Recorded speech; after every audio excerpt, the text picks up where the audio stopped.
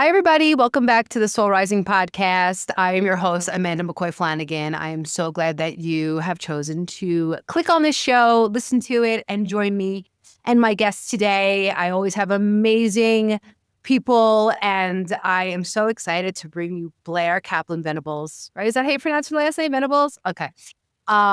Venables. I didn't know if it was like fancy. Venables. I mean, we can be as fancy as you want. Blair Kaplan Venables. Venables. That's a good one. Yeah, that's perfect. Anyway, yeah, Blair's awesome. Oh, I wanted to get the magazine. I forgot to grab it. The Get Grieving magazine. Do you have the magazine? Which handy? one? Read the one that you're on the cover. Oh, that one, and then the other one with Kara. Yeah, cucumbers. She's in two. She's in two.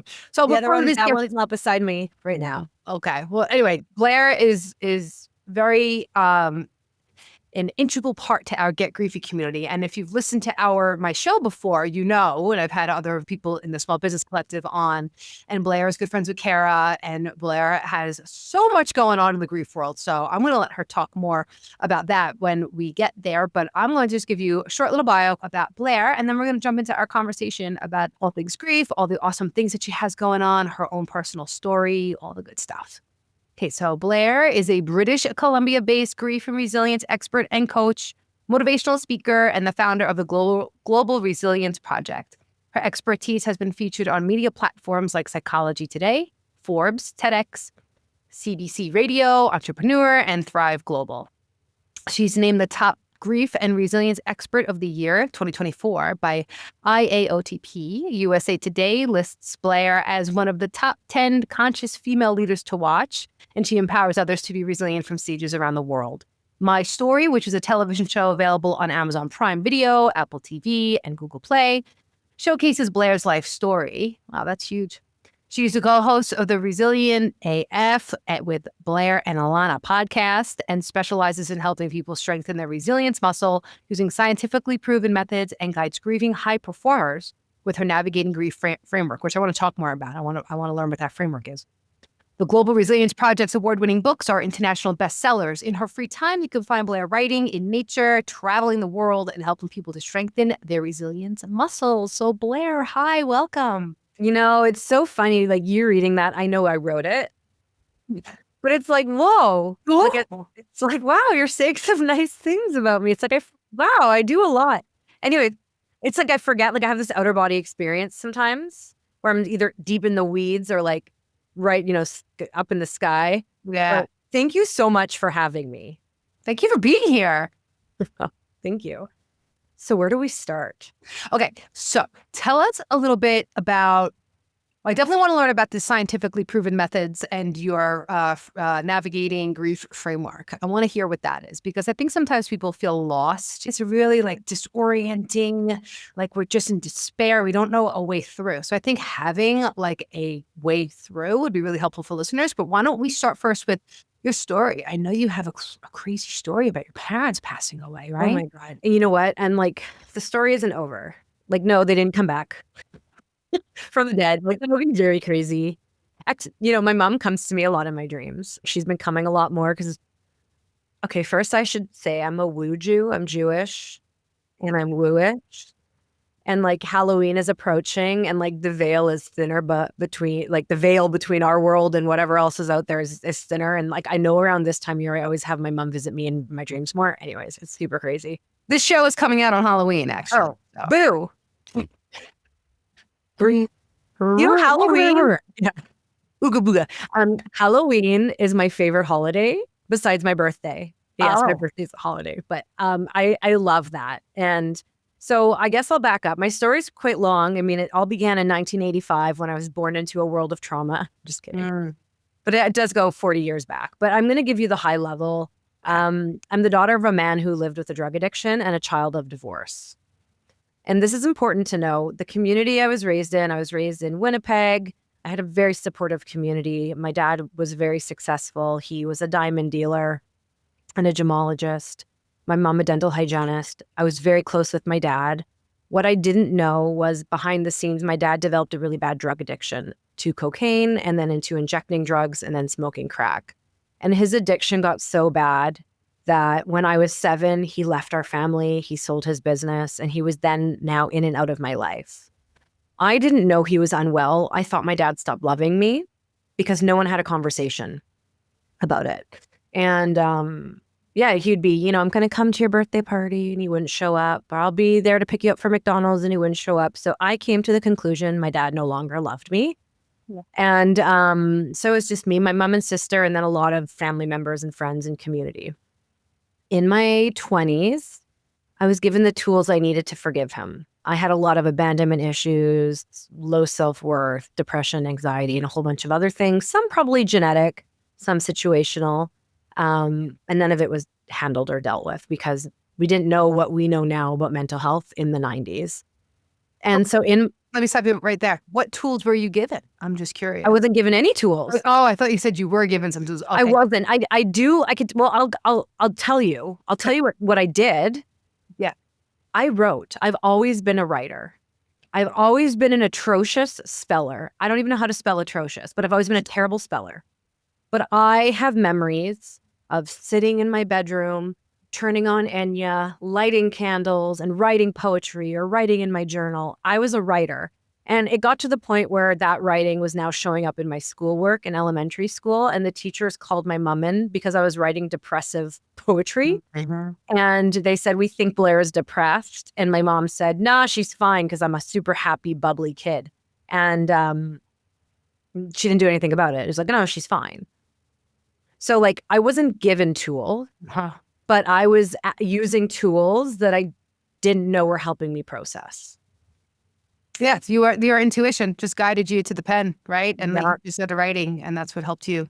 Yeah, and prayer. I mean, I have memories of like, I've never actually talked about this on a podcast, but I'm raised Jewish, and I don't even know, maybe just from movies and being Jewish. Like I don't know. I have memories of lying in bed at night, like praying to a higher power, God, whatever. Yeah. Like, yeah. Sometimes it was, I don't even remember. I just like have like these flashbacks of memories of lying in my bed at night, just praying maybe that I'd see my dad or that I will do good in school but like, putting it out there. So in my 20s, I was given the tools I needed to forgive my dad. And I decided to accept him for who he was. And whatever relationship he can give me, I was open to. And I no longer wanted to carry the burden of hate, anger. I wanted him to die. I hated him. And we had the most beautiful conversation, and we cried, and it was just the beginning of something new. Wow. And I said, I'll accept whatever relationship you can give me once a week, text messages, whatever. It got to the point where he was now coming from the middle of Canada to the West Coast to visit me. And I was getting to know my dad. And what I learned was that my dad was unwell and that he loved me that entire time. And that all I wished for was someone to reassure me that he still loved me. Yeah. He got to do things like come visit me out West, things that like I never even imagined having. I didn't think I'd have a second chance. I thought this, he also almost died multiple times because of his addiction. And so he walked me down the aisle with my mom at our wedding in 2017, just things I never thought would happen. And then at the end of 2018, we learned he was terminally ill. Yeah, he had COPD, and eventually we learned about lung cancer. And I started processing out loud. I started sharing our story of his addiction, my forgiveness, and our resilience to anyone who would listen. And what was happening was that people were responding by sharing, like after we chatted, like your story inspired me to go fix things with my parent before they die. Your story inspired me to get a therapist. Your story inspired me to choose sobriety. And people were sharing their stories with me in conversation and then going, I've never shared that before. I don't know why I'm sharing that. So I said, Dad, yeah, like we have something really powerful. What if we write a book and we gather stories of resilience from around the world, and we start the book with your story and we end it with my story. So when you're no longer here, we can still help people. I love that. Yeah. And so March 2019, the Global Resilience Project was born. But unfortunately, it took about 3.5 years to get the first book out because, well, people kept dying. We lost my grandfather shortly after announcing the project. And then on the way home from his funeral, my husband and I got in a car accident and I got a concussion.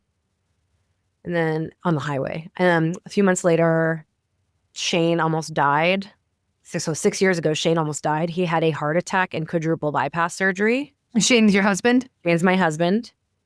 October 2nd, 6 years ago. And then a few months later, pandemic. This whole time we were struggling with fertility. We told we probably couldn't get pregnant naturally. It was a pandemic, so people weren't like traveling for fertility tests. So we decided to stop trying. We got pregnant, but we miscarried. And then 3 weeks later, my father-in-law suddenly died after a 3-week battle with cancer. Wow. And 3 months later, my mother suddenly died after a 3-week battle with cancer. Wow. And then my dad died the same year as my mom. In the same week, but a year apart. The first book came out.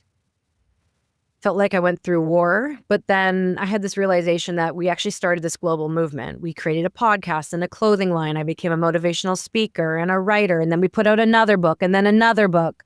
And I created a framework. And what I realized was that me helping others heal and navigate their traumas, their pains, their challenges was helping me heal. We had a lot of other things happen, a lot of pet loss. In fact, Shane listen to this, October 2nd is the anniversary of his heart attack. This year, 6 years later, on October 2nd, he had a stroke. What? Yeah. Is he okay? Is he okay? I mean, that's just like, Well, he's alive. Yeah, he's at home. I mean, we're trying to figure out what happened. yeah. He's now 49. He's having some weakness on his left side. And we had an MRI at 2 a.m. That's why I look so beautiful. You look great. But yeah, so 2 weeks ago, he had a stroke. And it's just like, holy cow. But what's really interesting, that's what I'm saying. My story is ever evolving. Yeah. So today, this is where I am. Yeah. But what's really interesting is navigating, learning my dad was going to die and Shane almost dying the first time and all that other trauma. And then knowing these tools that I've extrapolated from what worked for me based on neuroscience. And because these are things I practice not only every day, but throughout the day, navigating this. So taking him to the ER in the middle of the night because he was having a stroke and navigating this. Yes, I feel it. I'm a human. But I didn't fully lose the plot. I felt like my nervous system is in check. It's within the range of functioning. Yes, I'm worried. And yes, I'm sad because it's just this truth of am I going to be a widow? He's type 1 diabetic and he's now almost died twice. And we're doing the best we can to live our best life, but it's in our face. I did have one mentee be to my friend on the phone, big cry, spiraled, came back. But seeing where I am now in my healing I'm also almost 7 years sober. Yeah. Seeing where I am in my healing now versus 6 years ago when the world got crazy for me, my world got crazy, I'm a completely different person. Thank you so much for sharing that because this stuff works. That's really the message, And in recovery, we say it works if you work it, right? That part of the jargon. So if you continue doing this stuff, that I want to find out what is these neuroscience proven methods that you do. You keep doing them day after day. It changes us. Your nervous system. Exactly. It does. And I don't think we need to wait till we hit this rock bottom where we get this earth-shattering news that someone died or we're in an accident.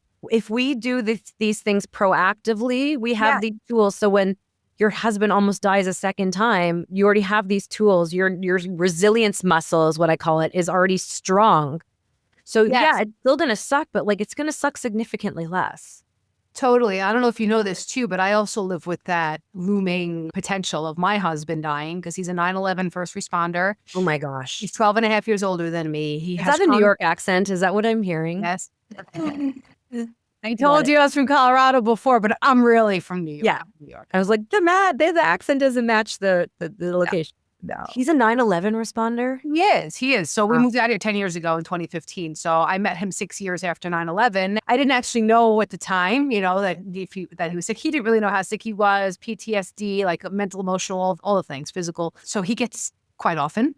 And he gets these long bouts. He's in one. He's on prednisone. He goes on prednisone a few times a year.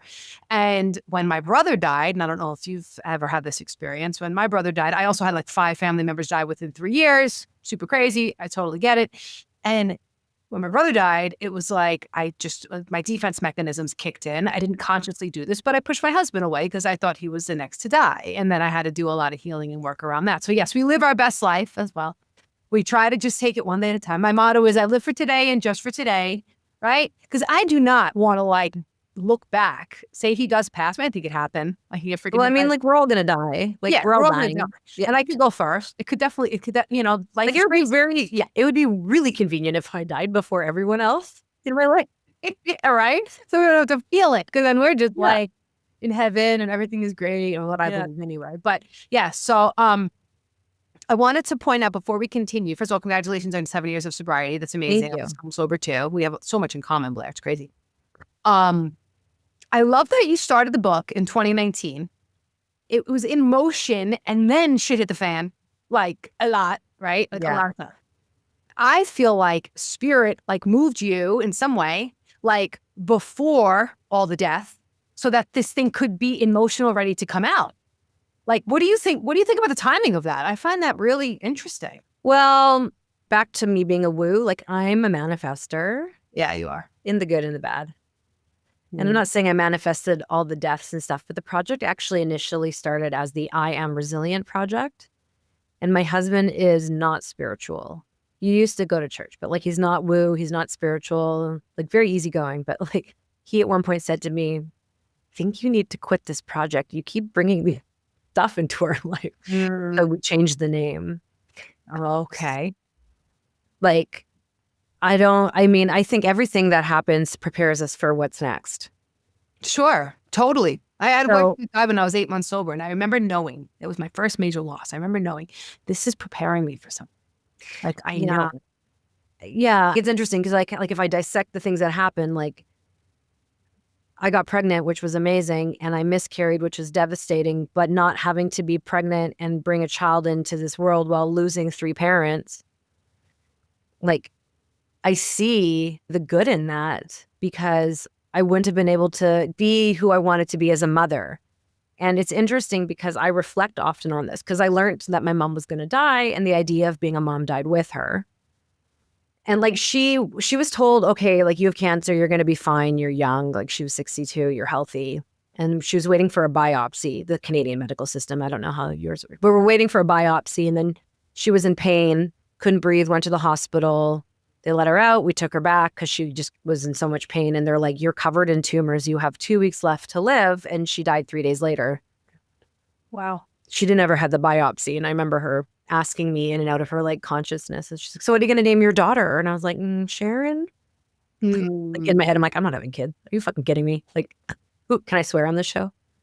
Yeah. Okay. Okay. And I was like, yeah. And then so I waited a whole year, but the idea of being a mom died with my mom. Making a decision that like Shane's health isn't the best. We only have one parent alive, my mother-in-law, who's in her like late 70s. I was just like, you know what? I think this lifetime I'm meant to be a mother in a different way and a mother to many. But I feel like that baby's spirit came, showed me what it was like, gave me the gift of being able to tell my mom she was going to be a grandma, which is like all she ever wanted was to be a Baba Sharon. Yeah. I got to tell both my parents I was pregnant, and obviously the miscarriage was devastating, but I got that experience to do some of the things I've always imagined doing.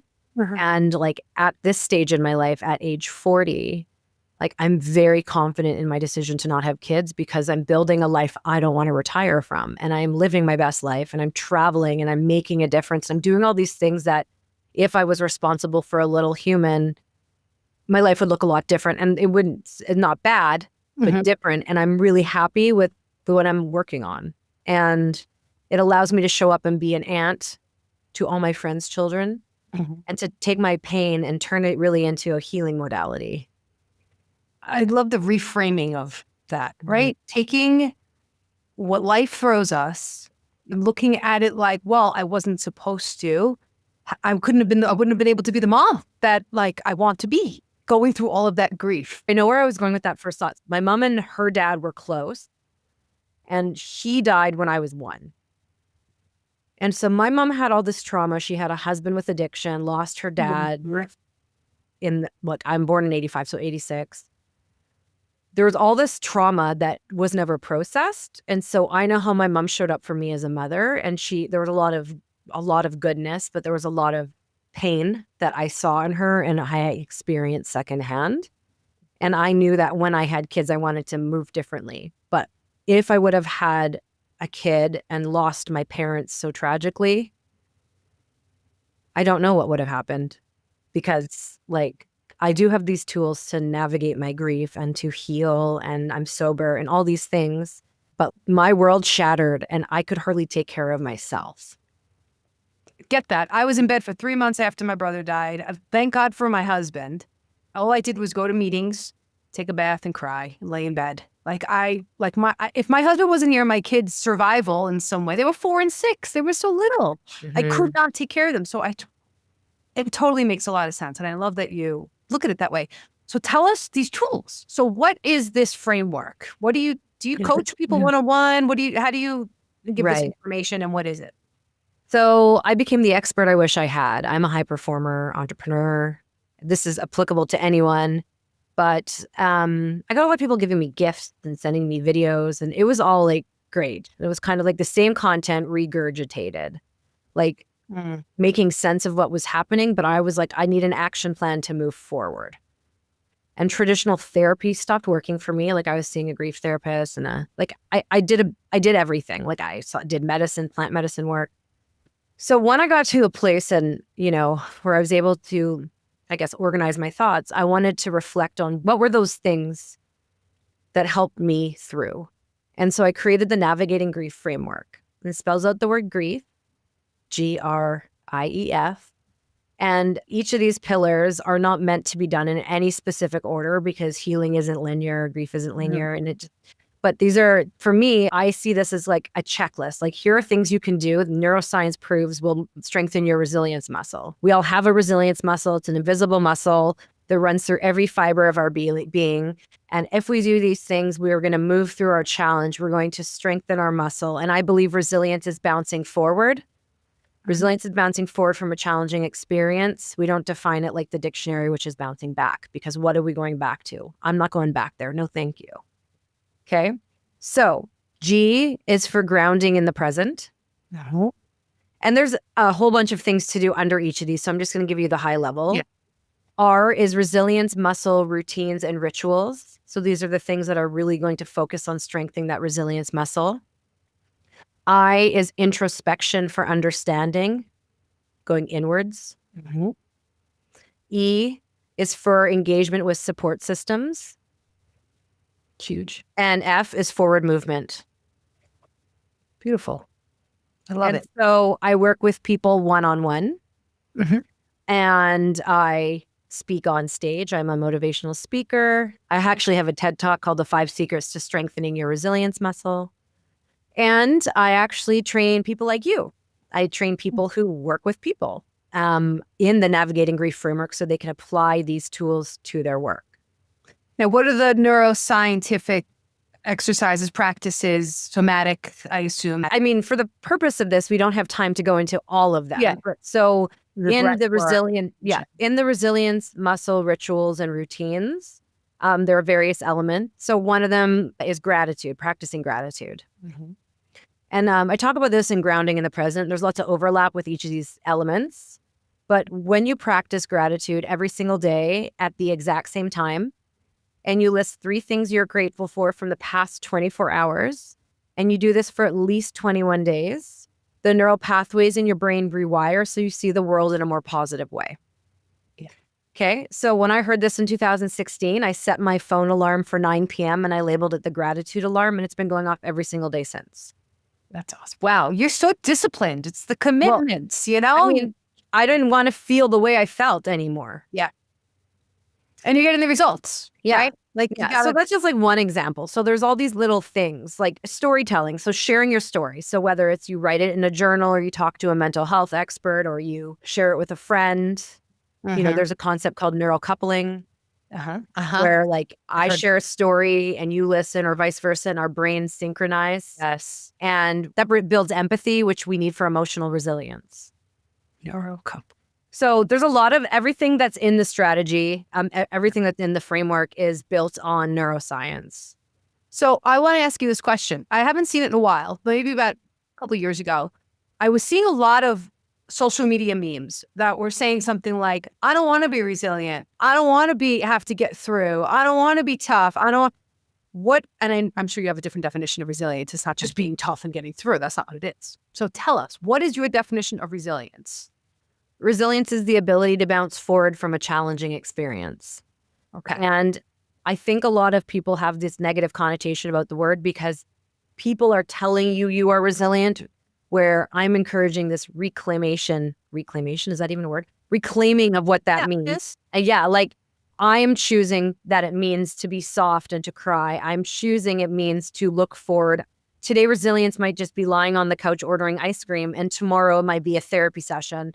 But I think there's this thing where people in society have been like, they choose to label us as resilient, where it's actually like put in a pity, like, oh, you're so resilient, you're going to get through it. Where it's like, actually, no, I'm strong as fuck. I'm resilient AF. Like, I'm going to get through it. And this is what it means to me. And I really believe in this reclaiming of the word resilience. Yes. I asked that question specifically because I wanted you to say that, because I want people to know that resilience isn't an insult. It's not like, and I understand what people are saying, like, I don't want to have to go through all these challenges. I don't want to have to pull up my resilience. I don't want to be looked at as that. But yeah, it is the crying. It's the vulnerability. I always say the strongest among us are the most vulnerable. Because everybody's so afraid to feel. Yeah. I know we define it as bouncing forward, but you get to define what it means. And I think what I'm also really learning in this healing is like what I'm going through or how I am walking in this world is a reflection to others of what is possible, the good and the bad. Totally. We are walking examples. People look, people watch, wow, what is she doing? What is she doing? And like, I feel like we have a duty and an obligation now. Somebody gave me a giving soul, a bracelet like giving soul or something like that. And I thought immediately about my pain and how that's what I now help other people through. Like, what else are we supposed to do with our pain, if not help other people through? So we are the living, walking examples of what's possible when you pull up that resilience, when you do the work necessary. It doesn't just come. I can't sit here and just wish away my pain, wish away my grief. I have to do the things that work, be in the solution. Right. Sounds like you're really living in the solution. Yep, I am. So yeah, that's awesome. Okay, now, since this is coming on Halloween, let's talk about spirit. Can we do that for a minute? Sure. Okay, tell us. You started saying when we opened the show, you see your mom in dreams. Tell us more. Elaborate on that. She shows up in dreams. Sometimes it's like she's like a background actor. Sometimes me and her are buying a house together and I'm trying to move out of my childhood home. Sometimes she's sick and dying. But I'll take it because I see my mom a lot in my dreams, almost more than I saw her in real life, in my adult life, because I moved away. My dad doesn't come as much. And like he shows up probably just as much in real life as in my dreams, like, but I love when I dream about my mom. I remember once I was dreaming and I looked like through a doorway and my mom just rode her bike by. I'm like, I've never seen her ride a bike. I don't think she knew how to ride a bicycle, like I was like, oh, cool.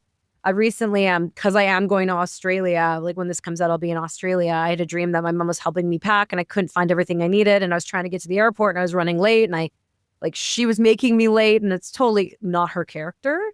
But I wake up and I'm like, that was amazing. Like, that was hilarious. Like, I'll take it. Do you think that's a visitation? Do you believe that she's visiting you? Yeah. When I close my eyes, I can imagine with my mind, but I don't see visuals. But when I'm sleeping, my dreams are so vivid, it feels like real life. Isn't that wild? You wake up. So, when I'm meditating, maybe I hear her or I get downloads. That could be from her or whoever. But in my dreams, it's very clearly her visiting me.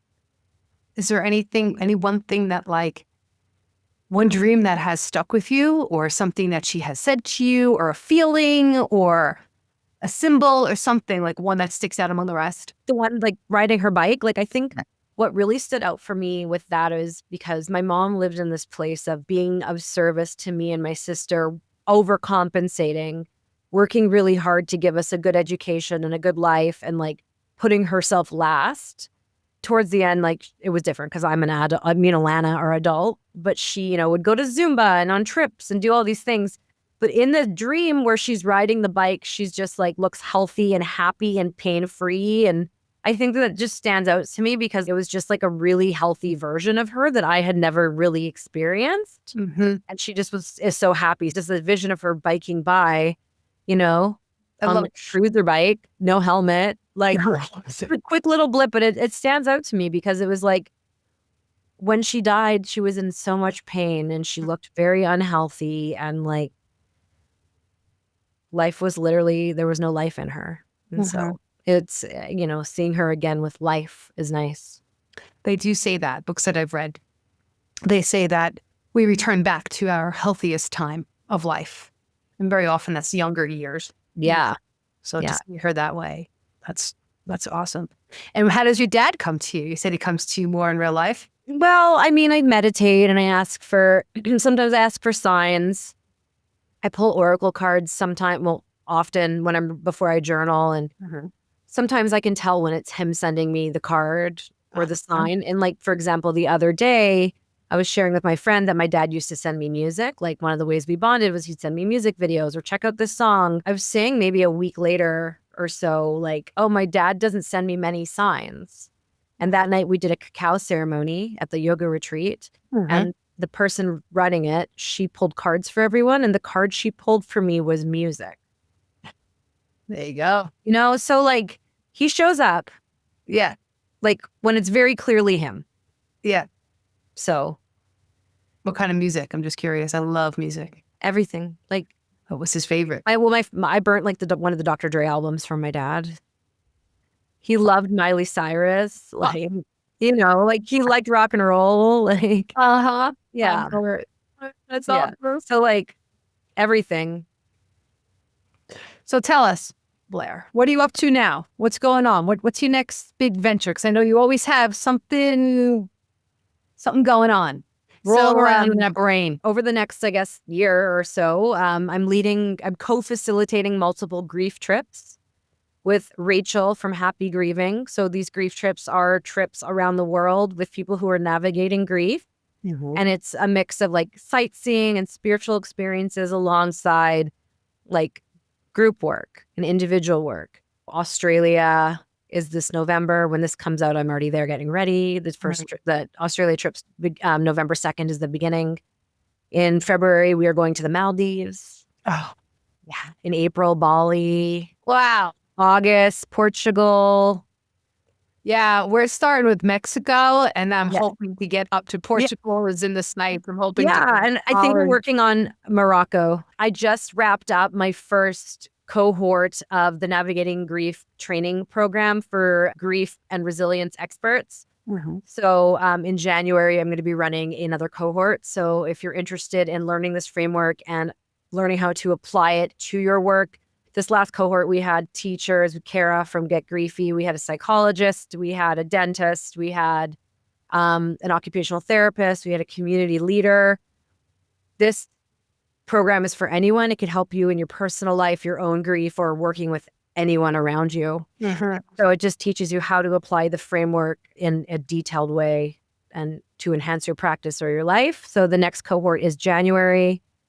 And then I have a couple more books coming out. So Resilient AF Skin Deep Stories is an anthology showcasing tattoos and the stories of resilience behind them. That comes out early December. And then Resilient AF Stories of Resilience Volume 3 comes out in March. Wow. Yeah, you always have a lot going on. So the framework, the cohort, do you send me a link for that? Can we put a link somewhere that's on your website? How can in the show notes, there'll be a link. Perfect. Yeah, because you don't have to be professional to do it, right? No. Like, it's for anybody who wants So there's actually someone in the program who I met on a grief trip who was one of the attendees who is exploring working in the grief space. And so she's taking this program. So it doesn't matter who you are or what you're doing in this world. Like I took a grief expert training program to help me not only with my grief, but my practice. And I feel like it's a lifelong learning, but there's no other framework like this out there because there's only a few different major frameworks that the world of healing focuses on. Mm-hmm. And so I think with me adding this in to those modalities, it adds this other layer, the forward, the bouncing forward layer. Yes, bouncing forward. I love that. And I always think, I think I may have put this in my own book, like the the lower I go, the higher I bounce. Yes.